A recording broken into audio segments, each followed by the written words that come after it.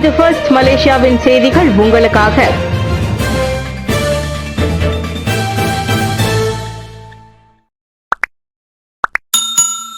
மலேசிய கடற்படையுடன் Philippines கடற்படை மல்லுக்கு நிற்கிறதா? அது சித்தரிக்கப்பட்ட AI காணொலி பிலிப்பைன்ஸ் விளக்கம்.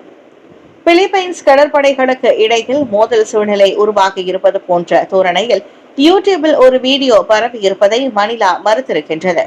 மலேசிய கடற்படையுடன் பிலிப்பைன்ஸ் கடற்படை கப்பல் மல்லுக்கு நிற்பதாக கூறப்படுவதில் உண்மையில்லை. அது வெறும் கட்டுக்கதை என பிலிப்பைன்ஸ் ஆயுதப்படை அறிக்கை ஒன்றில் விளக்கியது. மலேசியா உடனான 60 ஆண்டு கால நல்லுறவை கெடுப்பதோடு பிலிப்பைன்ஸ் ராணுவத்தின் நற்பெயருக்கு களங்கம் விளைவித்து தேவையற்ற பதற்றத்தை உருவாக்கவே இந்த பொய் வீடியோ பரப்பப்பட்டுள்ளது. இதுபோன்ற செயல்களால் வட்டார அமைதி சீர்குலைவதோடு குறிப்பிட்ட தரப்புகளுக்கு அரசியல் ஆதாயமும் கிடைப்பதாக அவ்வறிக்கை மேலும் கூறியது. பிராந்திய உரிமை கோரல் தொடர்பில் தென் சீன கடலில் இரு நாட்டு கடற்படைகளும் மல்லுக்கு நிற்பதாக 12 நிமிட வீடியோ முன்னதாக யூடியூபில் பதிவேற்றப்பட்டு வைரலானது. முஹிதின் மீது குற்றச்சாட்டு விவகாரம் MCMC விசாரணை முடிவுக்காக காத்திருப்பேன். பிரதமர் அன்வார். ரான் 95 மானிய இலக்கு பிரச்சினையில் வெளிநாட்டினரின் உரிமைகளை பாதுகாப்பதாக எழுந்த குற்றச்சாட்டை மறுத்த தான் ஸ்ரீ முஹிதின் யாசினிடம் மன்னிப்பு கேட்பதற்கு தனக்கு எந்த ஆட்சேபனையும் இல்லை என பிரதமர் ஸ்ரீ அன்வார் இப்ராஹிம் தெரிவித்தார். இச்சம்பவத்தில் மலேசிய தொடர்பு மற்றும் பல்லூடக ஆணையம் MCMC மேற்கொண்டு வரும் விசாரணையின் முடிவுக்காக காத்திருப்பது மிகவும் முக்கியம் என அவர் வலியுறுத்தினார். கடந்த வாரம் ரூன் 95 மானிய விவகாரத்தில் தாம் வெளிநாட்டினரை தற்காத்ததாக கூறிய அறிக்கைக்கு அன்வார் மன்னிப்பு கேட்க வேண்டும் என்று முஹிதின் வலியுறுத்துகிறார். அவ்வாறு மன்னிப்பு கேட்காவிட்டால் மக்களவையின் பிரதமரை உரிமைகள் மற்றும் சுயேட்சை செயற்குழுவிற்கு பரிந்துரைக்கும் தீர்மானம் கொண்டு வருவேன் என்று முஹிதின் எச்சரித்திருந்தார். முன்னதாக எதிர்க்கட்சி எம்பிக்கள் சிலர் மானிய நன்மைகள் பெறுவதில் வெளிநாட்டினரின் உரிமைகளை தற்காப்பதாக முயல்கிறார்கள் என தமக்கு தகவல் கிடைத்திருப்பதாக அன்வார் கூறியிருந்தார். ஆனால் முஹிதினை நேரடியாக விசாரிக்க MCMCக்கு தாம் அறிவுறுத்தவில்லை என்றும் அத்தகவல் உண்மையா என்பதை தாம் விசாரிக்க கேட்டிருந்ததாகவும் அன்வார் தெரிவித்தார். இது குறித்த தவறான புரிதல் ஏற்பட்டுள்ளதாகவும் அன்வார் விளக்கினார். ஸ்ரீபெட்டலிங்கில் சட்டவிரோதமாக இயங்கி வந்த ஆண் வாடிக்கையாளர்களுக்கான உடம்பு பிடி மையம் குடிநுழைவு துறையால் முறியடிப்பு. கோலாலம்பூர் ஸ்ரீபெட்டலிங்கில் உரிமம் இல்லாமல் இயங்கி வந்த ஸ்பா எனப்படும் ஆரோக்கிய நீரூற்று மையத்தில் வெளிநாட்டு ஆடவர்களான 5 உடம்புபிடி பணியாளர்கள் கைதாகினர். செவ்வாய்க்கிழமை அதிகாலை குடிநுழைவுத்துறை அதிகாரிகள் நடத்திய அதிரடி சோதனையில் அவர்கள் கைது செய்யப்பட்டனர். அவர்களில் 4 மியான்மர் நாட்டவர்கள், இன்னொருவர் தாய்லாந்து பிரஜையாவார். மியான்மர் நாட்டவர்களிடம் முறையான பயண பத்திரம் எதுவும் இல்லை. தாய்லாந்து நாட்டவர் PLS எனும் சமூக பயண பெர்மிட்டில் வந்துள்ளார். இதையடுத்து குடிநுழைவு சட்டத்தின் கீழ் விசாரிக்கப்பட ஏதுவாக அந்த 5வரும் புத்ரஜயா குடிநுழைவு தடுப்பு முகாமுக்கு கொண்டு செல்லப்பட்டனர். விசாரணைக்கு வருமாறு 2 உள்ளூர் ஆடவர்களுக்கும் நோட்டீஸ் வழங்கப்பட்டது. சமூக ஊடகங்களில் விளம்பரப்படுத்தப்பட்டு மணிக்கு 109 ரிங்கெட் கட்டணத்தில் ஆண் வாடிக்கையாளர்களை குறிவைத்து இந்த ஸ்பா மையம் செயல்பட்டு வந்துள்ளது. மக்களவைக்கு வெளியே சண்டைக்கு அழைத்த விவகாரம் நடவடிக்கை குறித்து திங்கட்கிழமை முடிவு செய்கிறார் சபாநாயகர். நாடாளுமன்ற உறுப்பினர் ஒருவர் இன்னொரு உறுப்பினரை மக்களவைக்கு வெளியே சண்டையிட்டுக் கொள்ள அழைத்த சம்பவம் தொடர்பில் சபாநாயகர் தான்சி ஜொஹாரி அப்துல் வரும் திங்கட்கிழமை முடிவெடுக்க உள்ளார். அச்சம்பவம் தொடர்பான வீடியோ ஒளிநாடா பதிவுகளை ஆதாரங்களாக சமர்ப்பிக்குமாறு அவை பணியாளர்களுக்கு தாம் உத்தரவிட்டுள்ளதாக, அது நடந்தது உறுதியானால் கடும் நடவடிக்கை எடுக்கப்படும் என்றும் அவர் சொன்னார். உடல் ரீதியாக பிரச்சனை போகும்போது அது வரம்பு மீறியதாகும் என்றாலும் இப்போதைக்கு தாம் யாரையும் பழி போட விரும்பவில்லை.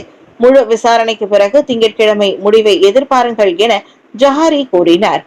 நேற்று மக்களவையில் 13வது மலேசிய திட்டம் மீதான விவாதம் நடைபெற்றுக் கொண்டிருந்த போது ஜெலுத்தோங் உறுப்பினர் RSN ராயருக்கும் பென்டாங் உறுப்பினர் டத்தோ அவாங் சலாஹுதீன் தத்தோஷும் இருவருக்கும் கடும் வாக்குவாதம் ஏற்பட்டது. தலைகீழாக தேசிய கொடியை ஏற்றிய விவகாரம் நாடு முழுவதும் 38 புகார்கள். IGP. சமூக ஊடகங்களில் வைரலான ஜாலூர் கெமிலாகை தலைகீழாக ஏற்றிய சம்பவம் தொடர்பாக நாடு முழுவதும் மொத்தம் 38 புகார்கள் காவல்துறைக்கு வந்துள்ளதாக காவல்துறை தலைவர் IGP Datuk Seri Mohamed Khalid Ismail தெரிவித்துள்ளார். இதில் 17 புகார்கள் பினாங்கில் இருந்து வந்துள்ளன என்றும் மீதமுள்ள 21 புகார்கள் பிற மாநிலங்களில் இருந்து வந்துள்ளன. மேலும் இந்த சம்பவத்தினை சமூக ஊடகத்தில் பதிவேற்றிய நபர் தகவல் தொடர்பு மற்றும் பலூடக சட்டத்தின் கீழ் விசாரிக்கப்பட்டு வருகிறார். சமூக அமைதி மற்றும் நல்லிணக்கத்தை பேணும் நோக்கில் வெளிப்படையான நியாயமான வகையில் போலீஸ் விசாரணை நடத்தும் என அவர் உறுதியளித்தார். இந்நிலையில் அம்னோ இளைஞரணி தலைவர் டாக்டர் முகமது அக்மல் சாலே பினாங்கு அம்னோ இளைஞர் அணியுடன் இணைந்து கெப்பலா பத்தாஸில் இச்சம்பவம் தொடர்பாக பேரணி ஒன்றை நடத்தவுள்ளதாக கூறியுள்ளார். 68வது தேசிய தின கொண்டாட்டத்தை முன்னிட்டு இதுபோன்ற சம்பவங்கள் அடிக்கடி நடைபெறுவதாக இணையவாசிகள் சுட்டிக்காட்டியிருக்கும் நிலையில் உடனடி நடவடிக்கை எடுக்க வேண்டும் என்று கோரிக்கை விடுத்துள்ளார்.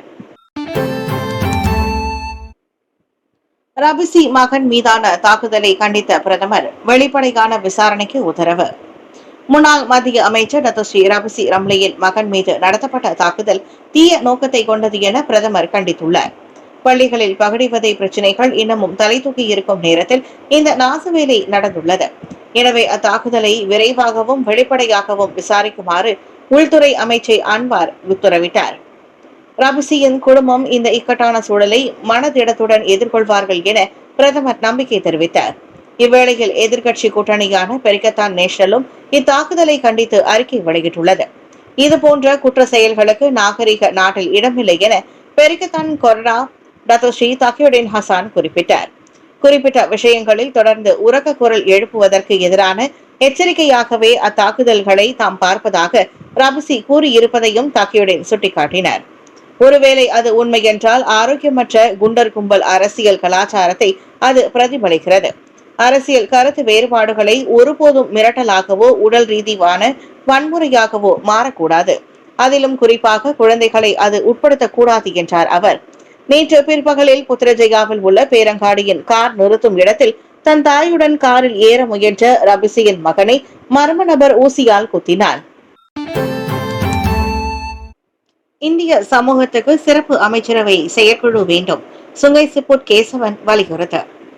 மலேசிய இந்தியர்களுக்கு சிறப்பு அமைச்சரவை செயற்குழு தேவை என சுங்கை சிப்புட் நாடாளுமன்ற உறுப்பினர் கேசவன் வலியுறுத்தியுள்ளார். அச்சமூகத்திற்கான திட்டங்களின் அமுலாக்கங்களை பிரதமரே நேரடியாக கண்காணிக்க அது வாய்ப்பாக அமையும். இதன் மூலம் அமைச்சுகள், அரசு துறைகள், மித்ரா உள்ளிட்ட பல்வேறு அரசு நிறுவனங்களின் கீழ் திட்டங்கள் ஆக்கப்பூர்வமாகவும் விரிவாகவும் மேற்கொள்ளப்படுவதை உறுதி செய்ய முடியும். இதனால் இலக்கு வைக்கப்பட்டோருக்கு உதவிகள் சென்றடையும் என்றார் அவர். அதே சமயம் ப்ளூ பிரிண்ட் எனப்படும் மலேசிய இந்தியர் பெருந்திட்ட அமலாக்கத்திற்கும் மடானி அரசாங்கம் முன்னுரிமை வழங்க வேண்டும். சமூக பொருளாதார சமநிலை, வேலை வாய்ப்புகள், B40 மக்களின் வாழ்க்கை தரத்தை உயர்த்துவது, திறன் பயிற்சிகள், கல்வி உபகார சம்பளம், பள்ளி கல்வியை பாதியிலேயே கைவிடுவதை தடுப்பது என முறையான விரிவான ஒரு திட்டமாக அது அமைய வேண்டும். தோட்ட பாட்டாளிகளுக்கு நிரந்தர வீடுகள் வேண்டும் என்பதையும் கேசவன் வலியுறுத்தினார். நடப்பில் உள்ள சட்டம் 446 தற்காலிக குடியிருப்புக்கே உத்தரவாதம் வழங்குவதால் தோட்ட தொழிலாளர்களுக்கு நிரந்தர வீட்டுரிமை வழங்கும் வகையில் சட்ட திருத்தம் செய்யப்பட வேண்டும் என்றார் அவர். EPF-இன் 3ஆம் கணக்கிலிருந்து ஜூன் மாதம் வரை கிட்டத்தட்ட 15 பில்லியன் ரிங்கிட் பணம் மீட்பு. கடந்த ஆண்டு மே மாதம் பிளெக்சிபிள் எனப்படும் நெகிழ்வான கணக்கு அறிமுகப்படுத்தப்பட்டதிலிருந்து மொத்தம் 4.63 மில்லியன் EPF சந்தாதாரர்கள் அந்த வருங்கால வைப்பு நிதி அல்லது கணக்கு 3 மூலம் 14.79 பில்லியன் ரிங்கிட் மதிப்புள்ள பணத்தை மீட்டுள்ளனர். ஜூன் 30ஆம் தேதி நிலவரப்படி 55 வயதிற்கு உட்பட்ட மொத்தம் 13.2 மில்லியன் உறுப்பினர்களில் 35 விழுக்காட்டினர் இந்த தொகையை மீட்டுள்ளனர்.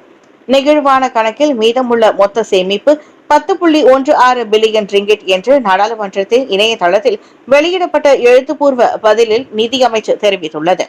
ஏழைகள் இன்றைய வாழ்க்கை செலவு அழுத்தங்களை எதிர்கொள்ள உதவும் வகையில் கணக்கு 1 சேமிப்பில் 30 விழுக்காடு பணத்தை கணக்கு சேமிப்பு 3 சேமிப்பிற்கு மாற்றுவதன் மூலம் EPF சிறப்பு பணத்தை 2025இல் எப்போதும் அரசாங்கம் அனுமதிக்கும் என்று பெரிக்கத்தான் நேஷனல் அரப் நாடாளுமன்ற உறுப்பினர் டத்தோஸ்ரீ டாக்டர் ஷாஹிடான் காசிம் நிதி அமைச்சரிடம் வினவியிருந்தார். குவால தெலங்கானாவில் சக மாணவர்கள் தாக்கியதில் 2ஆம் ஆண்டு மாணவனுக்கு மூக்கு உடைந்தது. குவால தெலங்கானாவில் உள்ள ஒரு ஆடம்பர பள்ளியில் பள்ளி தோழர்கள் தாக்கியதில் 2ஆம் ஆண்டு மாணவனின் கண் எலும்பு முறிந்து மூக்கு உடைந்து போனது. ஜூலை 30ஆம் தேதி மாலை 4 மணி அளவில் முகத்தில் இரத்த காயங்களுடன் மாணவன் வீடு திரும்பிய போது இச்சம்பவம் வெளிச்சத்துக்கு வந்தது.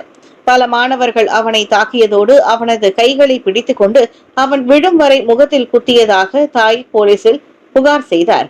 தனியார் மருத்துவமனையில் எக்ஸ்ரே பரிசோதனையில் காயங்கள் உறுதியானதும் பின்னர் அவன் குவால தெலங்கானாவில் உள்ள சுல்தானா நூர் சஹிரா மருத்துவமனையில் சேர்க்கப்பட்டான்.